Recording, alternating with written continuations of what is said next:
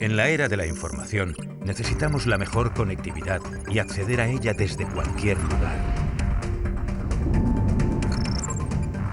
Los satélites de telecomunicaciones son el complemento perfecto para las infraestructuras terrestres allá donde éstas no pueden llegar.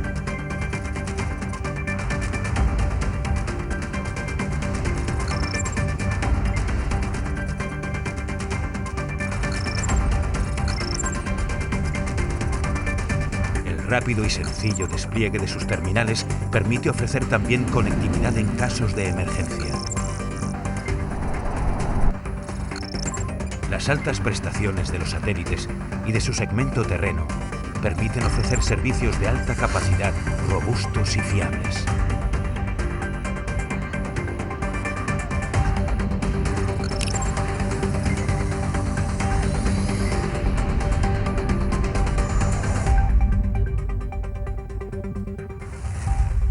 Bueno, pues este es el tema de nuestra siguiente mesa que va a moderar a alguien que voy a presentar en este momento y que se va a llevar este maravilloso aplauso. Él es Antonio Abad, director técnico y de operaciones de Hispasat. Antonio está por ahí. A continuación, José Luis Molina, presidente y CEO de Hispactec Analytics. Sergi Figuerola, director de tecnología e innovación E2CAT. Jesús Joaquín Pérez Fernández, jefe del área de comunicaciones marítimas en el Centro Jovellanos de Salvamento Marítimo. Por último, Eric Alstom, director de desarrollo de productos de Loon de Google, que está ahí con nosotros. Welcome, thank you for being here with us. Y es su traductor, si alguien necesita un traductor, puede pedirlo, que tenemos las máquinas aquí justo en la entrada, lo pide y alguna compañera o compañero se lo da. Tengo que hacer un pequeño inciso, Antonio, porque Isabel Bombal, directora general de Desarrollo Rural, Innovación y Política Forestal, estaba previsto que participase en esta mesa, pero me ha pedido que les traslade sus disculpas. No ha podido venir por una urgencia de último minuto. Así que, Antonio, cuando quieras, Muy bien. Tuyo el escenario. Muchas gracias, Jota. Nosotros, en este caso también, además de un excelente presentador, como veis aquí tenemos un panel de lujo. Entiendo que esta hora es una hora difícil porque se presta más a echar una cabezadita que a pensar sobre el futuro de las comunicaciones por satélite, pero bueno, intentaremos hacerlo lo más dinámico y lo más interesante posible para intentar mantener la audiencia digamos, despierta. Y si alguien ve que le molesta, que levante la mano y bajamos un poquito el tono de voz y ya cada uno con lo suyo. Como bien ha indicado nuestro presentador, vivimos tiempos de cambio en los que los satélites de comunicaciones juegan un papel diferente del que han venido jugando en el pasado. En general, en el pasado los satélites de comunicaciones se han dedicado fundamentalmente al negocio de la televisión y vivimos una época de transformación en la que, dejadme ponerlo en el futuro, en los próximos años los satélites van a ser clave para el desarrollo de la conectividad en el mundo del futuro. Y van a ser clave en los 4 pilares que ya ha introducido el presentador y que yo quería comentar por encima antes de dar paso a nuestros brillantes panelistas. En primer lugar, hemos hablado del tema de la conectividad de los no conectados. Y yo creo que esto es un tema importante y es un tema de reflexión para las administraciones en particular, el ser consciente que las comunicaciones de las personas la fibra, que es el medio ideal para dar comunicaciones en términos de capacidad y en términos de velocidad, es algo que es muy eficiente para las zonas de aglomeración de población de personas. Pero cuando la gente empieza a dispersarse, lo que ocurre es que los costes de despliegue de la fibra empiezan a subir y empiezan a subir hasta hacerse inviables económicamente en zonas de baja densidad de población. Y yo creo que tenemos que hablar claro a la gente y tenemos que ser transparentes explicando que la fibra no va a llegar a todas las personas porque no es viable económicamente. Sin embargo, las infraestructuras espaciales y en particular el satélite tienen un coste de despliegue que es prácticamente constante e independiente de la densidad de población. Y en este sentido, a partir de una determinada población, de una determinada densidad de población, es más eficiente el despliegue de infraestructura con satélites u otras infraestructuras espaciales que con la fibra. Y creo que este es un elemento importante de reflexión, como digo, para las administraciones públicas, que deben ser las que garanticen la igualdad de oportunidades de todos los ciudadanos del territorio. Si hablamos además del tema de transformación digital, que es un tema que está muy de moda, nuestro director general de la Agencia Espacial Europea, él él transforma el Industry 4.0, lo transforma en el Space 4.0, pues este Industry 4.0 o Space 4.0 está basado en dos elementos claves, que son el Internet de las cosas y el Cloud Computing. Ninguna de esas dos cosas son posibles si no hay conectividad.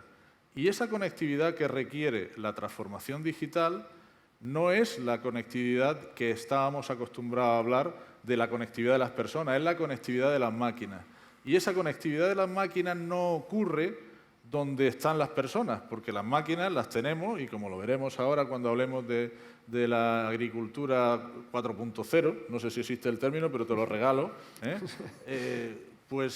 cuando hablemos de esto veremos que las granjas y las explotaciones, iba a decir del futuro, las actuales, empiezan a estar sensorizadas y tenemos la necesidad de poder transportar toda esa información que recolectamos de las explotaciones agrarias para poder controlarlas y para poder operarlas de una manera eficiente utilizando economías de escala. Y esas explotaciones agrarias están en zonas donde no hay población, donde no hay conectividad. Y eso, al final, lo que nos va a requerir es que vamos a dejar de hablar de conectividad del porcentaje de población a hablar de conectividad del porcentaje de territorio. Y al final, lo que tendremos que llegar es a que tendremos que cubrir el 100% del territorio para asegurar la igualdad de oportunidad de todos los elementos del territorio donde estamos. Esto es nuevamente también es una reflexión importante para las administraciones que deberían de reflexionar sobre ello, y yo confío y espero que los futuros programas europeos pongan mayor énfasis en las telecomunicaciones, porque se da por hecho que las telecomunicaciones son un servicio comercial. Bueno, son un servicio comercial, sí, pero, porque cuando hay bajas densidades de demanda, no siempre es posible, sin una ayuda y una iniciativa público-privada, poder poner en marcha servicios que al final redundan en esa transformación digital que estamos hablando, o en esa conexión de los no conectados. Ahora hablaremos de todo lo que conlleva esto. No me quiero enrollar mucho más, que ya me estoy enrollando, pero quería hablar de dos o tres cosillas más. Quería hablar de las otras dos aplicaciones que hemos hablado, de movilidad, obviamente, movilidad en el tema aéreo y marítimo, hablaremos de ello. El satélite juega un papel importante. Y finalmente, y también creo que tendremos oportunidad, en el tema de emergencias y gestión de crisis. Luego, por acabar esta reflexión en la que quería plantear unos elementos para reflexión y para poder iniciar el debate, pues creo que también merece la pena un poco la reflexión de las infraestructuras del futuro que nos van a permitir dar servicios a estas aplicaciones. Y nosotros cada vez estamos más convencidos de que la red del futuro, y hablo de la red espacial del futuro, será una mezcla de infraestructuras geoestacionarias con infraestructuras de órbita baja en satélites LEO, con plataformas estratosféricas, con hubs y LUNs, de los que seguramente nos hablará Eric, y todo eso además conectado con la infraestructura terrestre para permitir que el usuario haga uso de esa infraestructura espacial sin tener necesidad de ser consciente de ello. Al final, lo que nosotros tenemos que conseguir es conectar a las personas, conectar a la gente, sin que ello suponga una elección por parte del usuario. Es decir, al final esto tiene que ser algo transparente para el usuario. Y ya no me enrollo más de verdad, y entonces quería hacer una primera ronda de preguntas donde quería preguntar a cada uno de nuestros panelistas por algún tema en particular. En primer lugar, tenemos, como hemos introducido, a José Luis Molina, a quien le gustaría que, además de lo que le sugieran toda la reflexión que he hecho, pues le gustaría que nos hablara un poco. Él se dedica a los temas de agricultura de precisión y me gustaría que nos contara cómo están recibiendo los agricultores todo este proceso de digitalización en el mundo agrario, en un mundo que es eminentemente conservador, al menos en la visión que tenemos la gente desde la ciudad y con una cierta aversión al cambio. ¿Cómo se consigue el poner en marcha este tipo de cosas? José Luis. Muy bien, pues muchas gracias, Antonio, y muchas gracias a todos por estar aquí a estas horas tan complicadas. Intentaremos que nadie dé una cabezada, y si la da, pues hablaremos más bajito.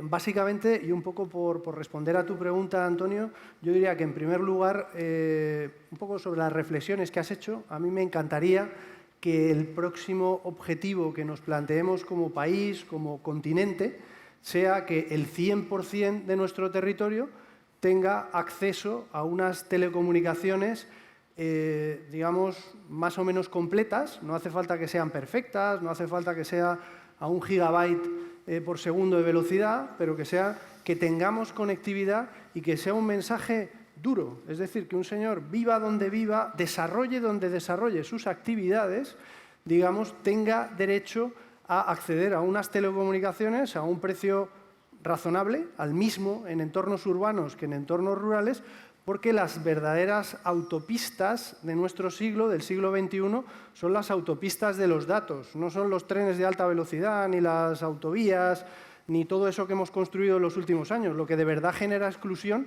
es no tener datos. Entonces, creo que ese es un mensaje muy importante.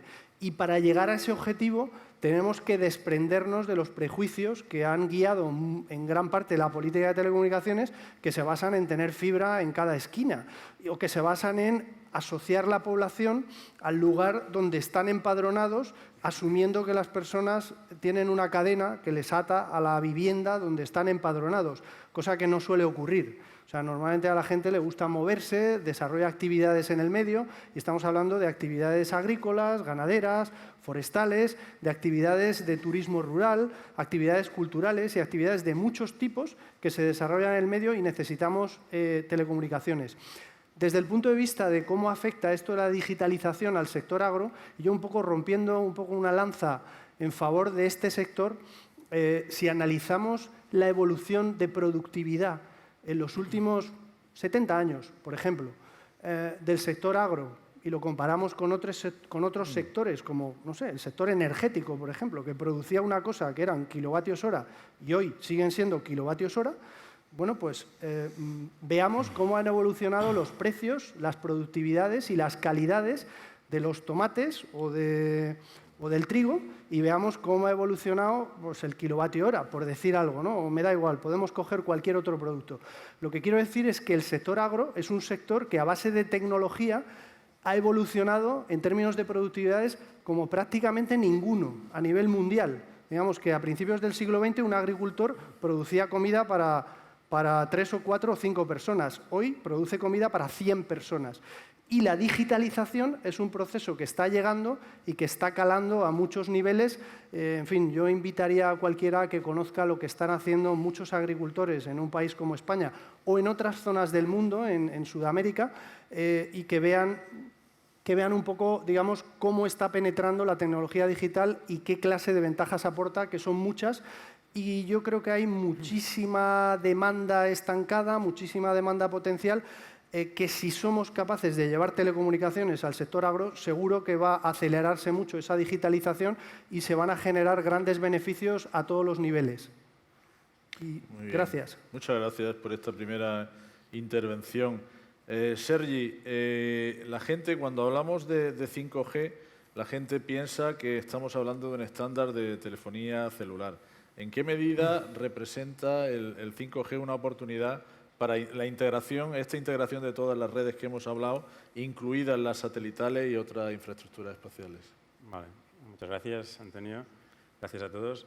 Bueno, básicamente lo que me gustaría quizá en principio es hacer referencia al hecho de una discusión que a veces te encuentras en distintos foros, y es el hecho de que la tecnología 5G no es solo tecnología hardware, sino que también va acompañada de tecnología software.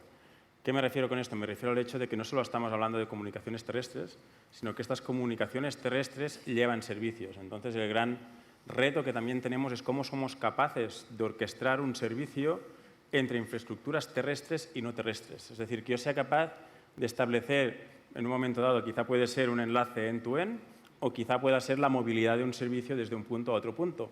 Pero ¿cómo soy capaz yo, desde un centro único, ser capaz de gestionar estas dos infraestructuras? Yo aquí creo que hay retos importantes. De hecho, a nivel de estandarización, de hecho, ya se está trabajando también en estos temas.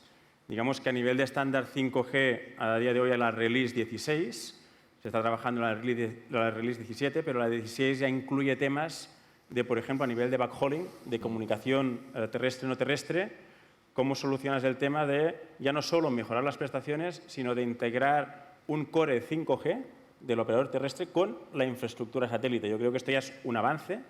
Y no solo esto, sino hasta qué punto las estaciones radio de nueva generación también tienen que ser estaciones satélite. Es decir, que de la misma manera que yo me comunico radio entre distintas antenas, pueda recibir señal satelital e integrarlo en la infraestructura. Pues estos son dos ámbitos de trabajo que se están trabajando ahora a nivel de estandarización dentro del 3G PPP. Aún así, y respondiendo también a lo que comentabas, creo que tenemos que ser conscientes de que estamos, yo a veces cuando lo comento digo de que el 5G es más una innovación incremental a nivel de infraestructura y una innovación disruptiva a nivel de servicio.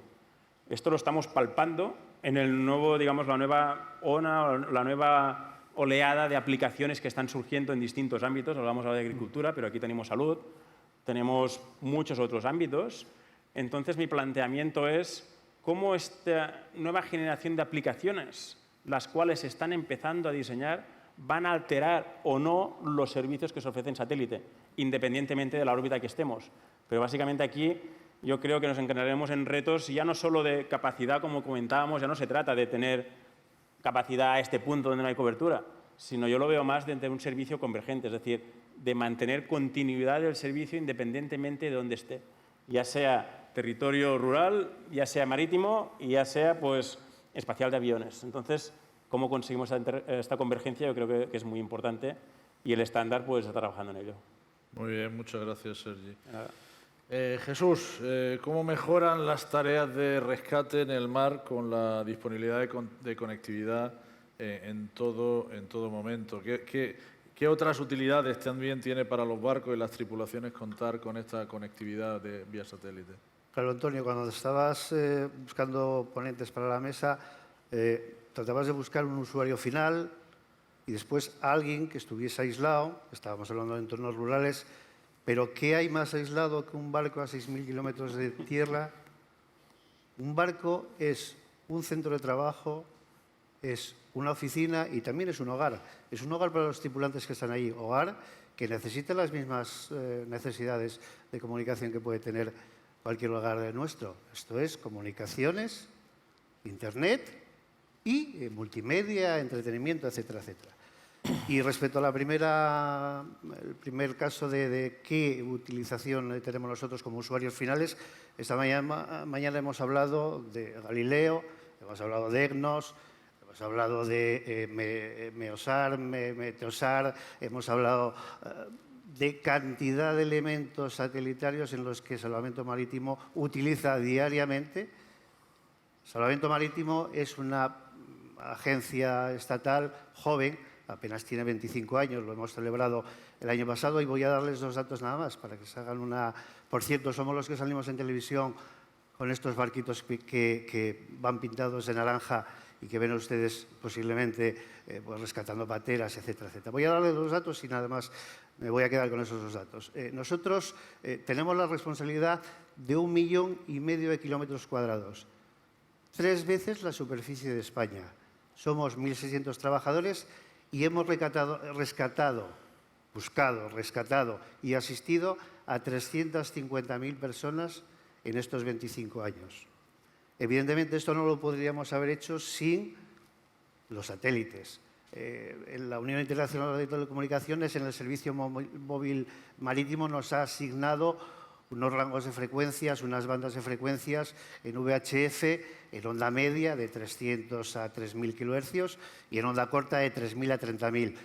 Los que trabajamos en radio sabemos estas dos últimas bandas, sobre todo, tienen ciertas dificultades, están afectadas por condiciones meteorológicas, la propagación día-noche, etcétera, etcétera. Evidentemente, para nosotros, la comunicación vital con nuestros medios de salvamento, tanto aéreos como marítimos, desde luego necesitamos la comunicación satelital y evidentemente es la que usamos.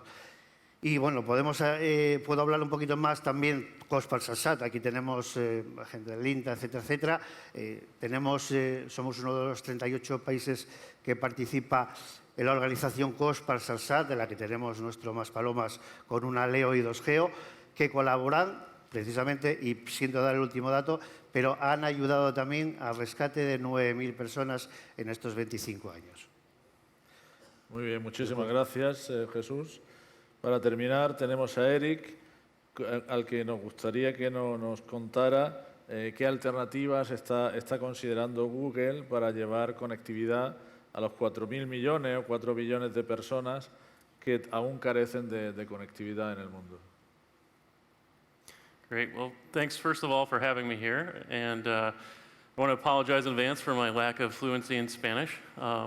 So really, to answer the question, there's 3 fundamental areas that I should say Alphabet, our parent corporation, is focused on. So it includes Google, includes X, LLC, Loon, which I'm a part of.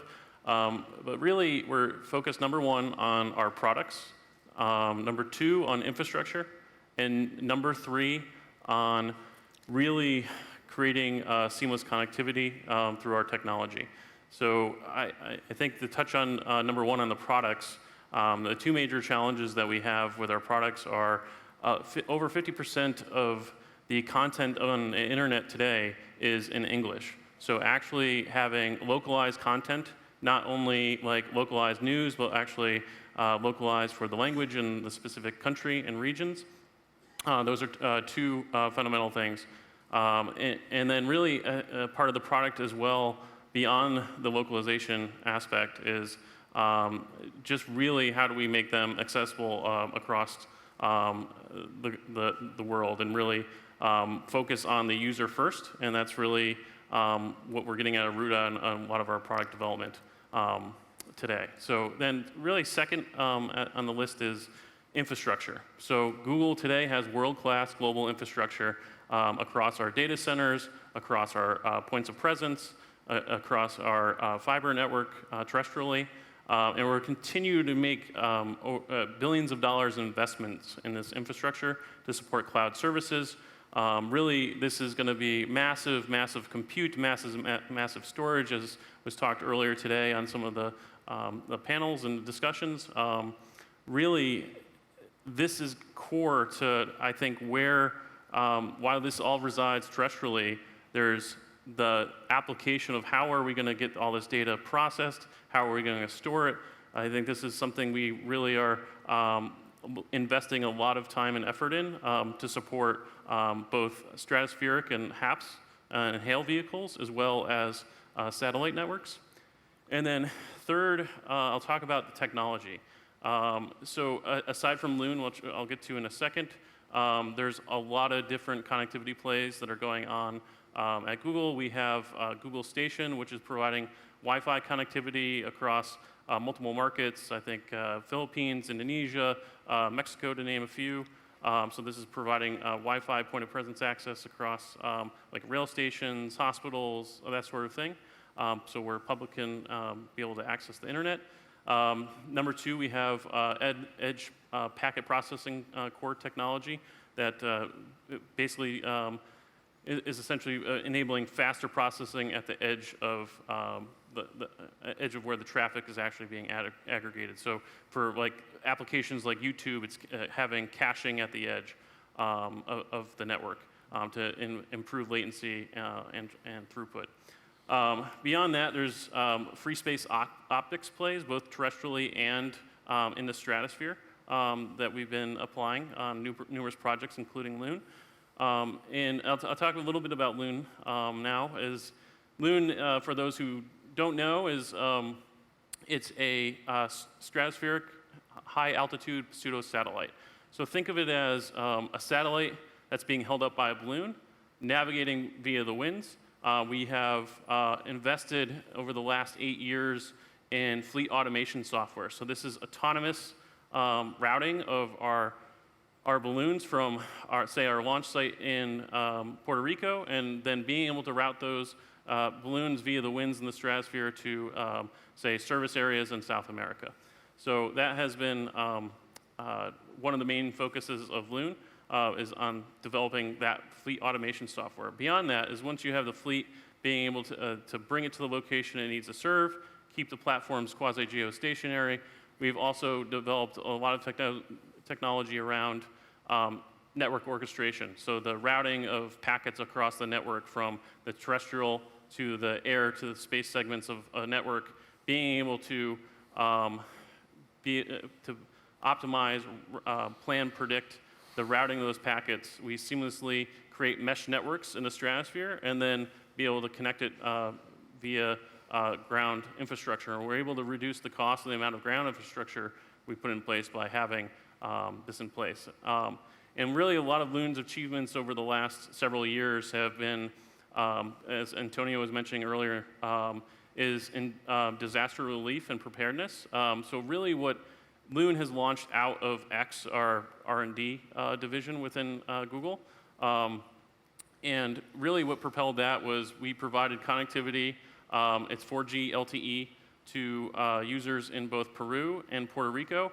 In Peru, after flooding, we actually had only about 30 cell phones that were whitelisted, but we worked very closely with Telefonica to bring on their entire network to be able to serve users during that disaster. Very similarly in Puerto Rico, we've done the same thing where after Hurricane Maria, most of the island was wiped out from connectivity. We were able to deploy our balloons pretty rapidly to be able to then augment and bring on that network online to serve users. So at this point, Loon have had over 1 million hours in the stratosphere with our platform. We have an average of about 5 months of duration in flight. And then now we're just announced 223 days as our longest life balloon in the stratosphere today. And I think really where we see this going, and as the panel has already been talking to, is like our end goal is connecting the globe. And whether that's via Loon's platform, whether that's via satellite, whether it's via another HAPS platform, our goal is to create a ubiquitous network that we essentially have, terrestrial application will always have its place in dense urban areas. Then you have geo satellites, and then the emergence of MEO and LEO satellites. And we're in this unique place that where we're regionally deployable.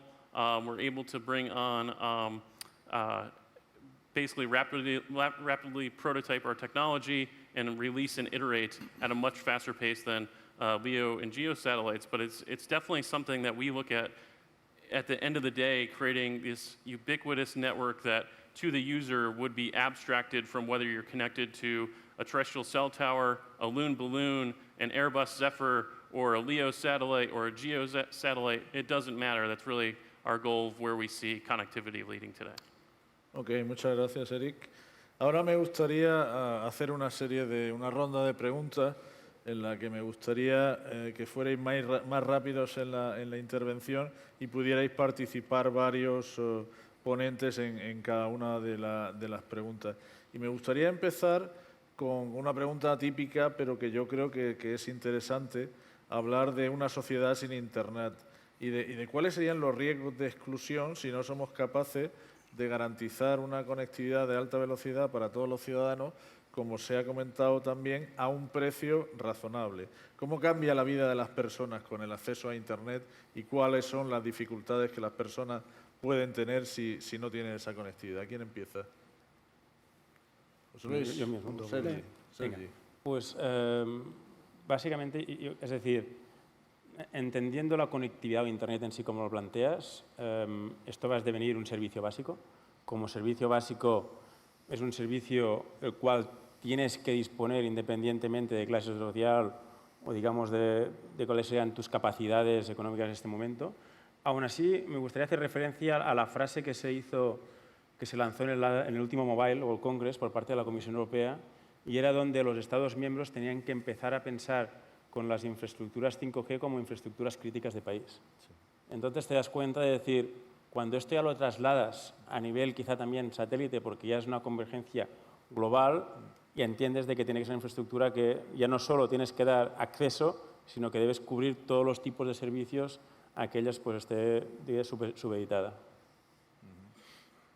Por aquí, Eric. Yeah, I think from my perspective, it's a matter of I think looking at creating a. I think it's a matter of creating the seamless experience for the user. I think that's where we at Loon are, I think, trying to achieve is that. And initially, as I stated, that our vision was, we can serve a multitude of users using stratospheric platforms. But I think today we're seeing the emergence of technology. We're at this new space race, space 4.0. That I think it's again looking at how do we create something where the end user again has this seamless interaction with connectivity and whether it's like serving a user for a remote application such as a ship or for agriculture, or it's providing connectivity for the underconnected. I think a lot of our challenges today are, with Loon we see as we're getting into different segments that 2G is actually still pretty prevalent across the globe. It's not that we're finding areas that are completely unconnected. It's that how can we enable people with faster connectivity is really the key.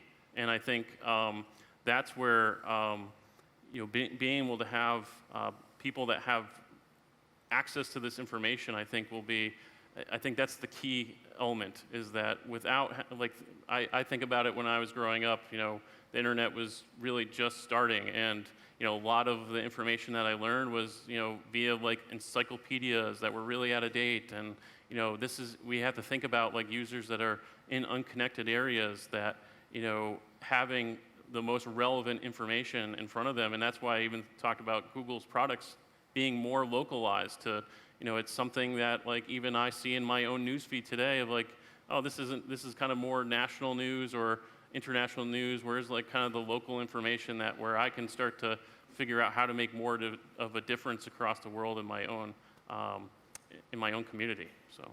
Okay. Gracias, Eric. Otra pregunta.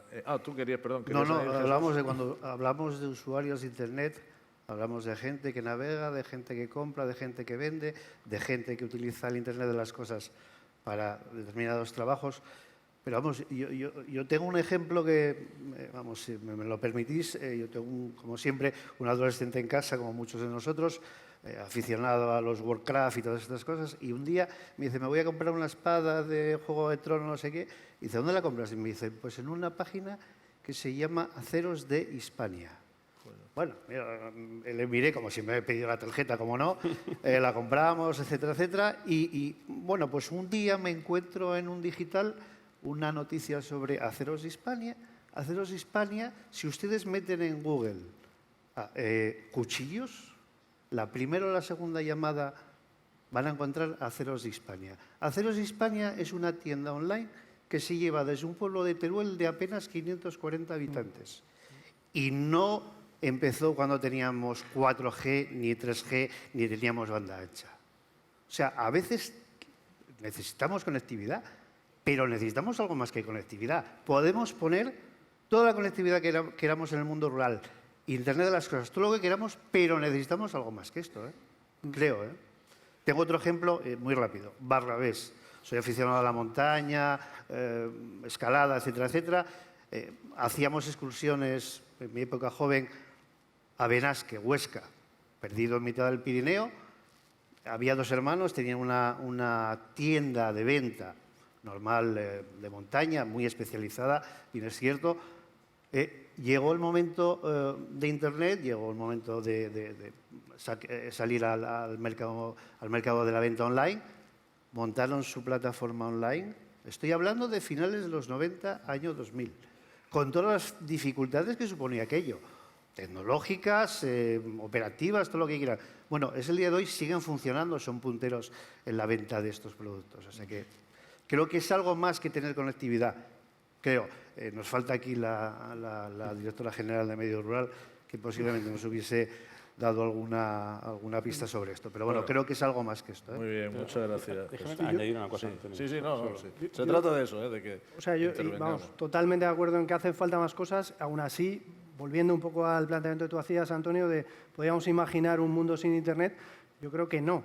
O sea, quiero decir, cojamos a uno de esos hijos adolescentes, esos sobrinos que tenemos, nos los llevamos al pueblo y no hay Internet y no quieren ir. Es así de simple. Con lo cual, a día de hoy es fundamental la conectividad en todo el territorio y además, bueno, como decían hace un momento, quizá no es tan crítico que sea con unos anchos de banda espectaculares, pero que haya en todas partes y que haya conectividad. Esa es la verdadera revolución. Y tiene que haberla. O sea, si no hay Internet, nos vamos. Y yo pongo aquí una anécdota de un maratón que se celebró hace un par de años, que cruzaban el Sáhara, y entonces hubo un día que se estropearon las duchas. No hubo duchas, imagínense, corriendo el maratón en el Sáhara y no se pueden duchar. Y hubo muchas quejas. Pero es que al día siguiente falló la conectividad. Y ahí sí que hubo quejas. Ahí sí que fueron las quejas en mayúsculas. Hoy es más importante eso que ducharse. Es así de simple. Sí, solo quería añadir que creo que ya no se trata el hecho de que el hijo quiera ir a la aldea, sino cómo se considera quizá Internet y a nivel satélite podemos utilizarla por una herramienta para educar para aquellos que quizá no tienen la posibilidad de salir de la aldea y a través de conectividades en sitios donde a día de hoy pues, no se puede llegar, somos capaces de lo que sería democratizar el conocimiento, ¿no?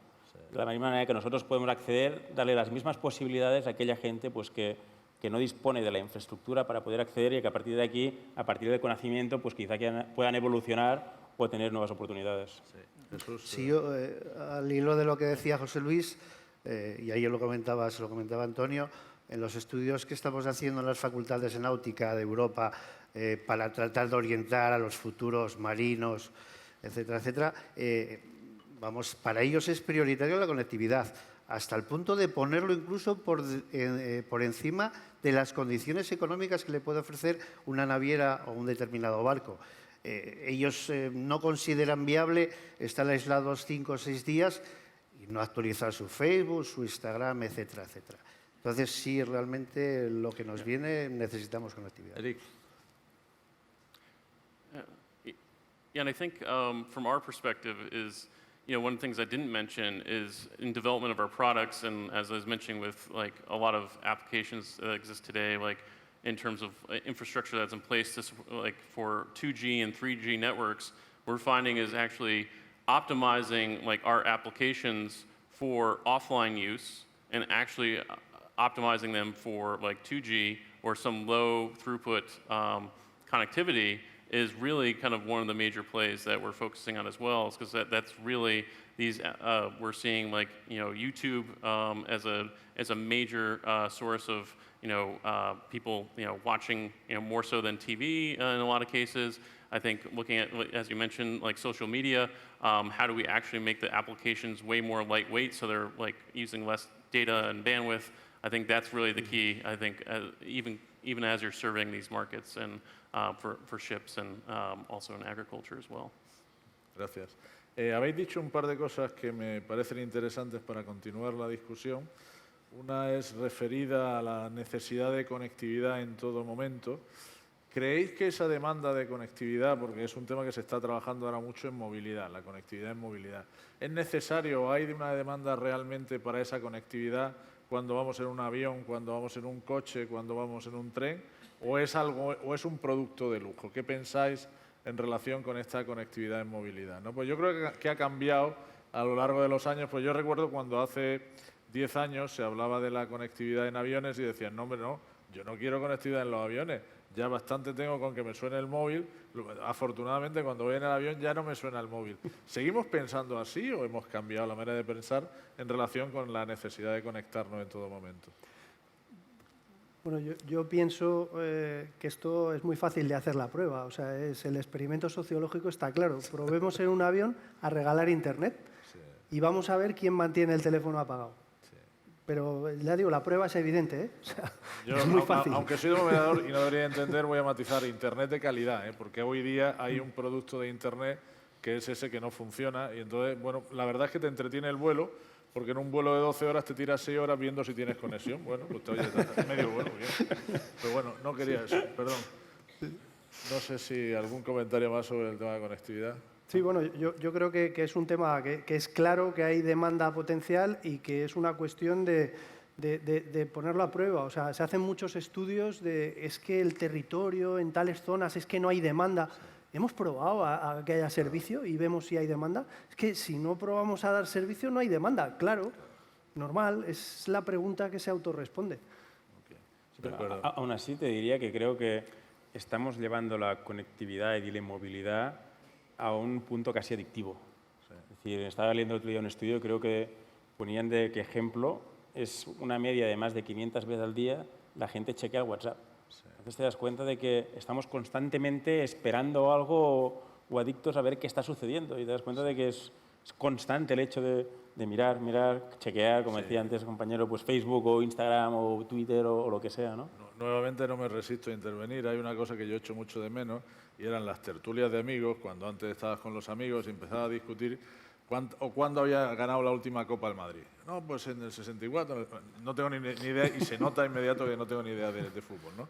Pero bueno, entonces ya empezabas a discutir, te jugabas una comida y aquello daba muchos juegos. O sea, ahora, vamos, no te atrevas a decir cuándo pasó no sé qué, porque siempre el idiota del grupo que está mirando en Google para decirte, no es así, porque acabo de mirar en Google y, coño, joder, un poquito de incertidumbre, tío. Y otro problema que tenemos los que damos clase, que alguno más habrá por aquí, es que te están chequeando permanentemente lo que estás diciendo en clase. Te está diciendo bueno, esto imagino. y te encuentras uno que te está mirando así con el rabillo del ojo y dice, oye, ¿esto qué estás diciendo? Y te están chequeando. Imagino que los profesores lo pasan fatal, ¿no? No, Con los tíos dice, buscando en ostras. internet. Oye, otro comentario. El otro comentario que me ha parecido muy interesante, hablabais de las comunicaciones como elemento reequilibrador del territorio.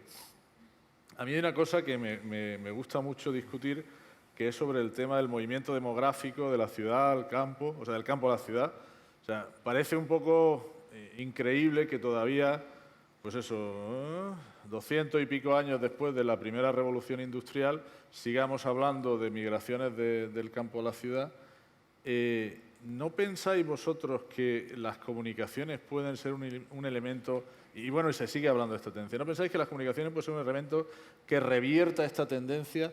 Al final yo creo que todo el mundo está de acuerdo en que la calidad de vida puede ser mejor en sitios con menos densidad de población, pero claro, siempre necesitas tener unos estándares y bueno, más allá de que lógicamente el tema de la educación y la sanidad son temas básicos que deben de estar cubiertos, ¿no creéis que las comunicaciones, unas buenas comunicaciones, también ayudarían a ese reequilibrio del territorio que permitiera desmasificar, no sé si existe la palabra, las ciudades y que hubiera más gente que volviera al campo, que se fuera al campo y fuera un poco más equilibrado el territorio?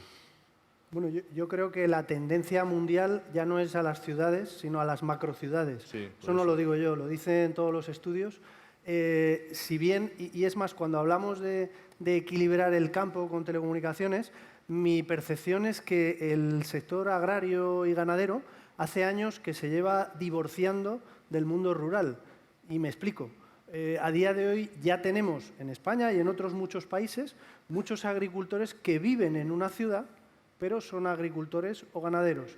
Y seguramente lo que va a ocurrir en el futuro, si hay comunicaciones, si no hay comunicaciones no habrá nada que hacer, generaremos grandes desiertos, pero si hay comunicaciones lo que va a ocurrir es que vamos a tener a informáticos, a periodistas, a arquitectos, a ingenieros viviendo en zonas rurales, porque es donde les gusta vivir, y vamos a tener agricultores viviendo en el centro de Madrid y de Barcelona.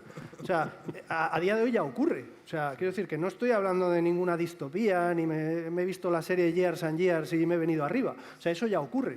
O sea, lo que pasa es que cada vez va a ocurrir más que, digamos, gracias a las comunicaciones, el señor que tiene una finca de frutales en no sé dónde va a estar controlando con su móvil y con sus aplicaciones todos sus sensores y todos sus automatismos, y el señor que es informático, que es ingeniero o que tiene cualquier otra profesión va a estar trabajando en el pueblo, en el entorno que le apetece, que le gusta, porque no solamente tiene comunicaciones para ocio y entretenimiento y para sociabilizar, sino además tiene teleeducación y telesanidad. Que eso seguramente son los dos grandes puntos que hace falta para reequilibrar el mundo rural. Entonces hablamos más de servicios que quizá de infraestructura, ¿no? Es importante que la innovación esté en nuevos servicios de valor añadido para luego dotarlos de conectividad. Sí, está claro, al final lo que se buscan son los servicios, que se compone de la parte de la capa de infraestructura más la capa de aplicaciones, lógicamente. Bueno, yo os lo comenté el otro día, mi centro de seguridad marítima Jovellanos está en un entorno completamente rural. Vamos, el otro día estaba hablando con vosotros y a escasos 10 metros tenía 5 vacas y media docena de ovejas. Nuestro centro está situado, bueno, porque tenemos un campo de fuego, en fin, entre otros, tenemos un avión que se quema todos los días, van los bomberos de AENA, tenemos una piscina y otra serie de cosas. Entonces, bueno, había que situarlo en un espacio relativamente aislado y entonces nos hemos ido pues, a unos 15 kilómetros de la ciudad de Gijón, en un entorno a 130 metros de cota, de altitud, y en un entorno completamente rural, vamos, el rural tal cual.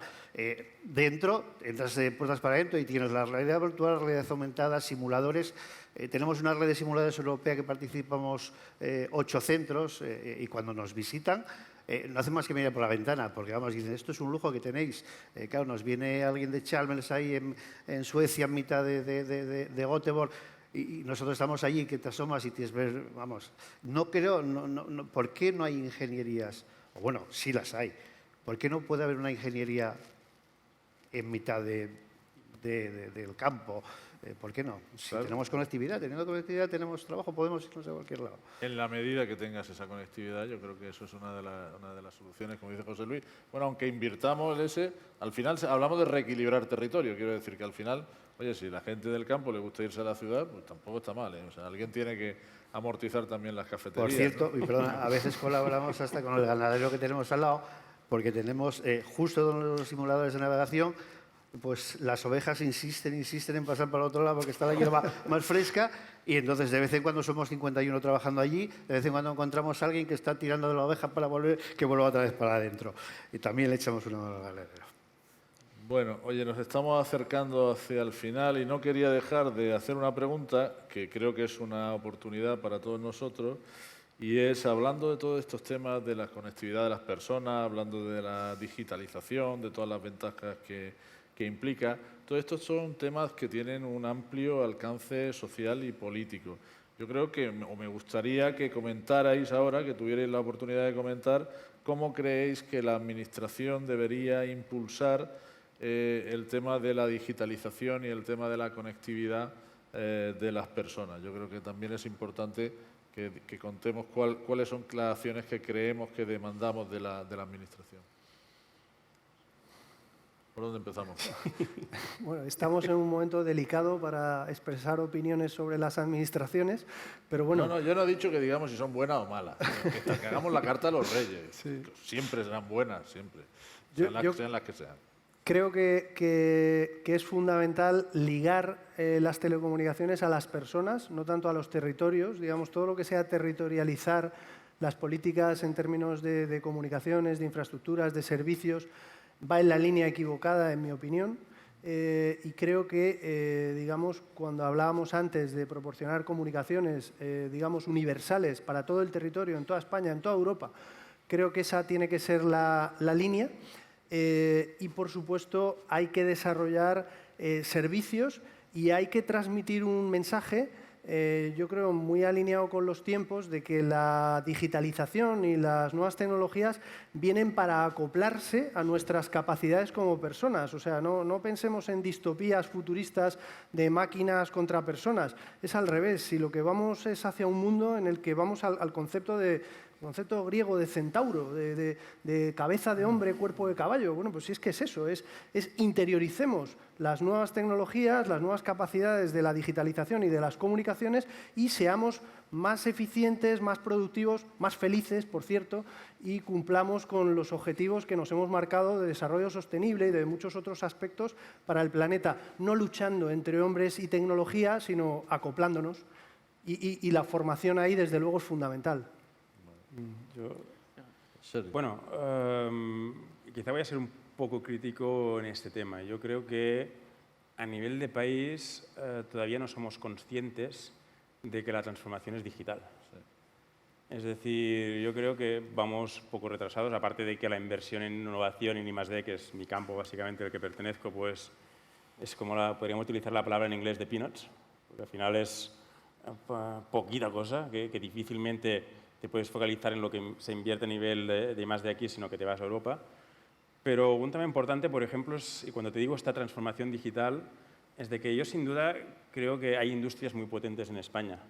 Por eso hay un ministerio a veces de industria, ¿no? Pero ¿por qué no hay un ministerio digital, de políticas digitales? Es el momento ahora que para sea pedirlo, responsable de plantear cuáles son nuestros retos digitales y no que sea una dirección general, ni que sea una secretaría, sino que sea un ministerio. Es decir, a semejante a veces como a nivel de Estados Unidos, el presidente del gobierno es el Chief Technology Officer del país, por lo que se lleva la concepción de transformación digital a lo más alto. Luego te encuentras programas o países cercanos, como quizá Francia, creo que anunció hace tiempo la inversión de 1 billón en inteligencia artificial. Es decir, yo aquí no se trata solo de hacer un esfuerzo, sino de hacer una apuesta. Y esta apuesta, pues dejarla clara en qué, pero realmente hacerla. Porque si no, te quedas a medias tintas. Yo creo que aquí hace falta un cambio de chip. Yo, si me permites, en el evento de Santander a principios de septiembre, Pedro Mier, presidente de Ametic, le planteó a Pedro Sánchez la creación de una vicepresidencia para la transformación digital y la verdad es que Pedro Sánchez cogió el guante. Dijo que, bueno, que sería su manera, pero oye, yo me lo he quedado en mente. Ojalá. Es verdad. Ojalá. Lo apuntamos aquí. Sí. Por aquí alguna cosa más, Eric, que aunque no está tu administración aquí, es el momento de pedir, porque no están, o sea que puedes pedir lo que quieras. Kidding. Good. So, you want to say something, you're good? Yeah, I think, I mean, I can't speak specifically to the industry here, but I think for just thinking about like breaking down the borders, I think that was brought up in an earlier presentation by Issa as well. Like, I think this is something that's really important that we need to think about across, not just the borders between countries, but also the borders between companies. I think we're really on the verge of creating something new here. So we're Space 4.0. Whatever we want to call it. I think we are kind of at this interesting time to create like new standards with this emerging technology for space. So I think where like terrestrial MNOs did that back in the day, I think there's a unique opportunity here. So I think that's where I think partnering with government on standardization and regulatory and other matters like that is going to be very important. Yeah. Okay. Bien, muchas gracias. Vamos a dar un poco la voz a la audiencia, porque si no se nos acaba el tiempo y no damos preguntas. Entonces pasamos, si quiere, Jota, a las preguntas. Pues ahora mismo pasamos a las preguntas. Abrimos micro en sala, ya saben cómo es la mecánica. Si alguien tiene alguna pregunta, levanta la mano, le acercamos un micro que tenemos en los laterales y hacemos 5 o 6 minutos de preguntas, es lo que me han dado. Mira, allí estoy viendo a alguien. Ahí, perfecto. Pues ahí tiene su micro y cuando quiera. Hola, buenas tardes. Antonio León, Eutelsat. Tengo una pregunta quizá para Eric sobre todo, pero bueno, la hago extensiva. Ante todo, gracias por el panel y la discusión, que creo que es fundamental. El tema de la conectividad global creo que es clave en el futuro. Y mi pregunta va, pues, digamos, en la dirección a lo que apuntaba Eric en cuanto a romper las fronteras entre también las empresas. En este sector espacial cada vez somos más actores con ADNs completamente distintos. Están los proveedores de contenido, estamos los operadores móviles. ¿Cómo veis ese futuro? ¿Qué tipo de actores dentro de los que he comentado tienen que tomar las riendas o ser los impulsores de esta conectividad global a través de la industria espacial y cómo este ecosistema cada vez más complejo puede tender hacia, digamos, más convergencia o más esfuerzos conjuntos. Yeah, I can take that initially and then pass it to the panel. But I think, from my perspective, it's creating, as you say, this ecosystem. So it's not one entity or even a small group of entities can do this alone. So it's going to be like across all segments, across the ground segments, like everything from user terminals to going through like spacecraft, like manufacturers, the network operators, the